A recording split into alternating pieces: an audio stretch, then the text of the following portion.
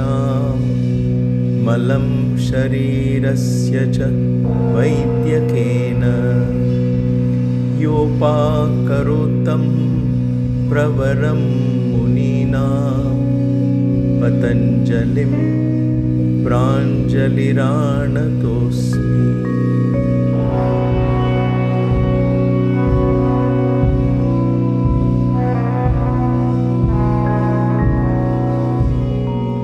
Namaste and welcome to Kaivalya Yoga Gurukulam or KYG for yet another class in the Yoga Sutras of Patanjali.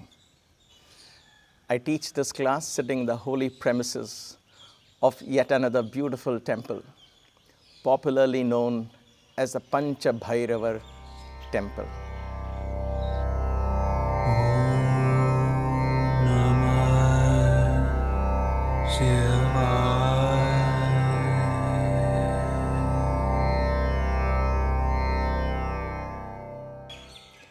More of this temple in another video. But for this class, we explore yet another intriguing sutra of Patanjali. This sutra is more theoretical, conceptual, if you will. For many of us, it might seem like that. And there are sutras such as these that we will come across. We may not be able to comprehend it fully or relate it to our everyday experience, and that's okay. That's part of learning, that's part of exploring and expanding our horizon of what is out there. The sutra goes like this: bhavapratyayo videha prakṛtilayānām. Bhavapratyayo videha prakṛtilayānām. So there are three terms here. Bhavapratyaya is one term, videha is one term, prakritilayānām is another term. This sutra is kind of connected to the previous one, and I'll set the basis for that before I explain the words. In the last sutra, we studied about the asamprajñāta state, where even in that state, there are a few of the samskaras that are left, and they eventually go away. But that is like the echo of a gong that we discussed. So here, Patanjali, in that context, and in the context of a question that could arise, what if somebody reaches a relatively high level of progress in this lifetime, and what if one dies? Because death is a mystery no one can ever resolve, right? What if one dies, for whatever reason? What happens then in the life after, in the next life, if you will? Does one lose everything and start all over again? So it is perhaps in that context where Patanjali has introduced the sutra, and also in the context of the previous sutra where this leftover samskaras are mentioned. So it is in that context we are talking about. So here there are two terms that we need to be introduced to in the Yoga Sutras. They are called videhas and prakrtilayānām. These are two terms, videha, prakrtilayānām. These actually refer to advanced yogis. So videhas, if you will, are a certain sect of advanced yogis, a certain category, if you will, of advanced yogis. Prakritilayānām are also those that are advanced. So what do these mean? So we have to understand this. So he is referring to this set of advanced yogis, which is why I mentioned previously that this set of advanced yogis are perhaps those who have already achieved a state in the previous birth, and then what happens to them is a question. And therefore, perhaps in that context is where Patanjali is explaining. And I'm using the word perhaps is simply because there are so many interpretations to this one sutra by so many scholars. I have adopted this one, I have liked this one at this point. And like I said, this is a conceptual part of the study. And therefore, I like to rest it in my consciousness till the day it becomes an experience. All right.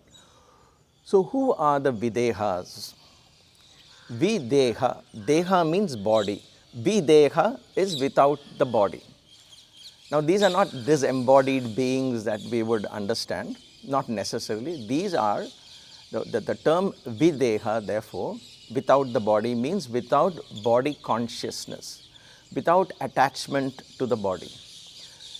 So in a couple of previous sutras, we talked about different kinds of samprajñata samadhi, right? If you remember, vitarka anugamat, vichara anugamat, ananda anugamat, asmita anugamat.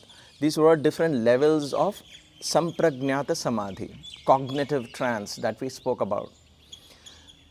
And I did mention that ananda anugamat and asmita anugamat, those two are higher levels of meditative trance. So videha or videhas are those who have established themselves in the ananda anugamat stage. Ananda anugamat is where they have lost all interest, all attachment, if you will, with trishnasya, the lack of any craving as regards the body or its needs, physical matter in general. So they are in that state of ananda. They enjoy that bliss. Now, this is not completely out of our experience. Some of us we love, not addicted, but we love that state of bliss. There is, I always call it the drugless high, if you will. There is a state of high one reaches in deep meditation. And believe it or not, I would just like to be there for as long as I can. And would I be willing to give up the highest state for that? Perhaps at this point I will say, yes, I mean, that's beautiful. I just want to be there. So there are yogis who could get stuck, if you will, stuck in that state because they love that state. There's an element of attachment not to deha, not to physical body, but to that state of ananda. That experience is so blissful. And therefore they love to be in that state. Now these are called videhas. So let's hold on to that. What happens to them and so on, we'll come to that. That is what is explained in bhavapratyaya of this particular aphorism, and we'll come to that. The other category of yogis, advanced yogis, are called prakritilayas. Prakritilayas are very similar, but here they have, what does prakritilaya mean? Prakriti means nature. Laya means it comes to a standstill, ceases. When nature herself completely ceases, where all the gunas come to a standstill, and only asmita, the I am, remain. So ananda and asmita. Ananda anugamat, in that samprajñata state, is videhas. Asmita anugamat, where only the amness is. Asmita is the I-ness or the amness, where some just gets stuck, if you will, for lack of any other term, in that state of the amness. They're just in the I am principle. The I am that Saint Germain talks about, I guess it's in that state. It's a very, very, very high state. That's a state of being enlightened and yet being conscious. That is that state, because beyond that you let go of the I as well. So the I am state, the asmita state, that is when you reach that state and you are happy in that state, you are staying in that state. Those are the yogis. They are called Prakritilayas. So these are not simply, Patanjali doesn't simply say advanced yogis. So he has particular terms for them. Videhas are those that are happy in the Ananda Anugamat stage. Prakritilayas are those that are happy in the Asmita stage. Now why did I say conceptual? Because Ananda and Asmita states of cognitive trance itself are very, very advanced states of meditation and experience. So the question is what happens if at that stage the body perishes? They haven't attained the supreme state of chitta vritti nirodha, because there are this vritti of ananda, there is the vritti of asmita, right? So they haven't really achieved that ultimate state of purusha. So what happens to them? What happens is bhavapratyaya.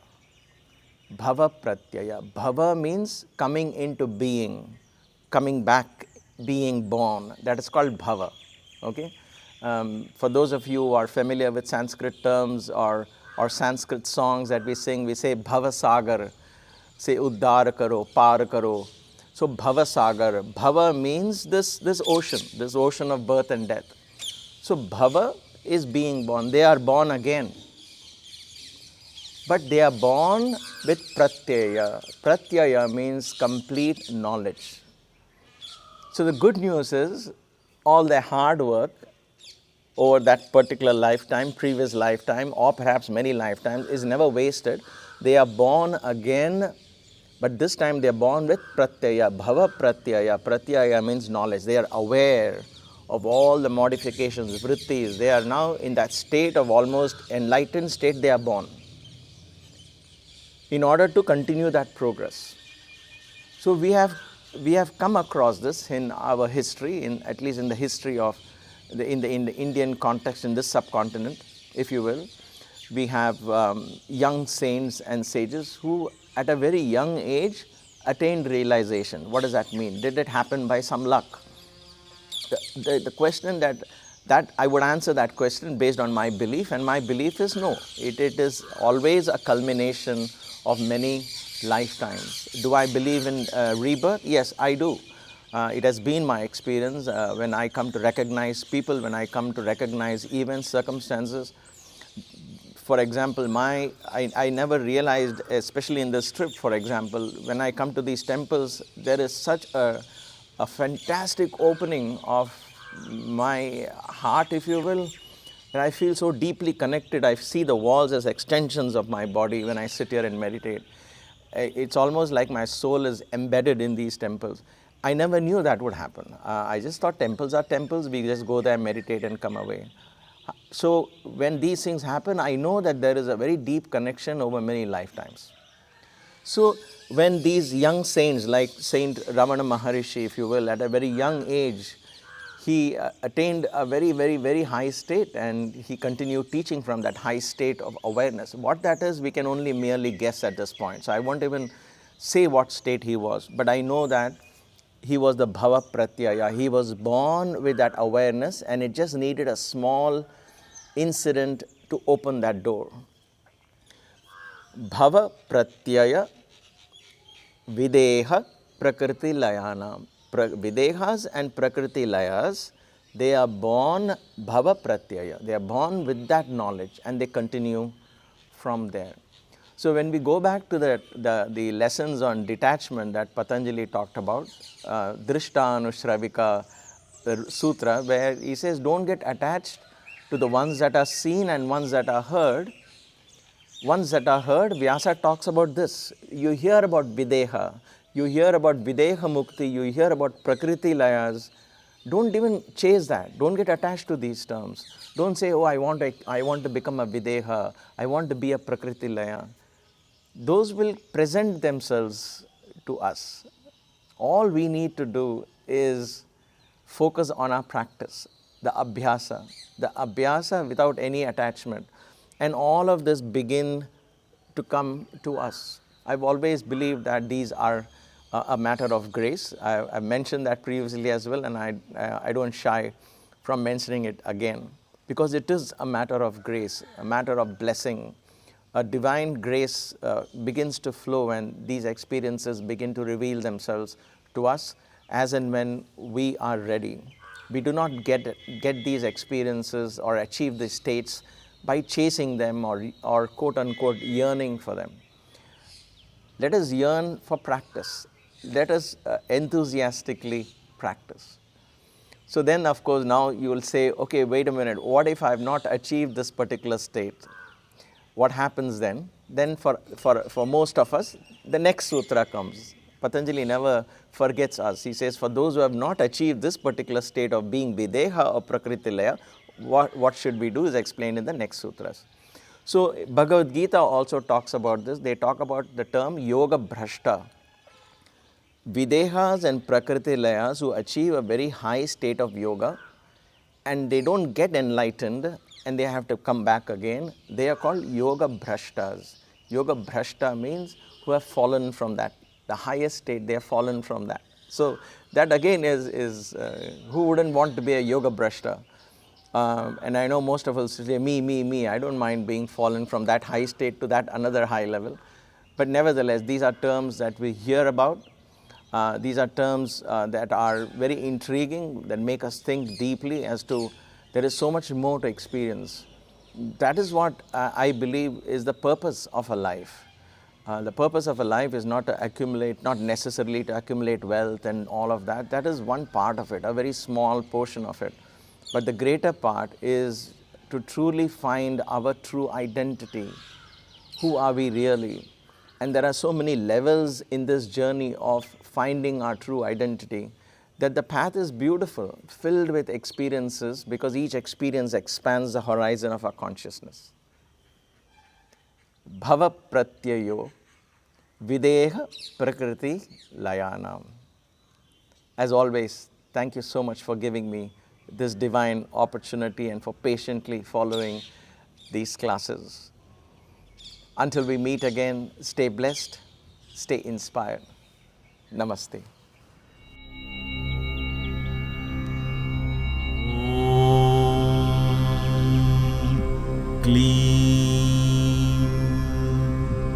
Kaivalya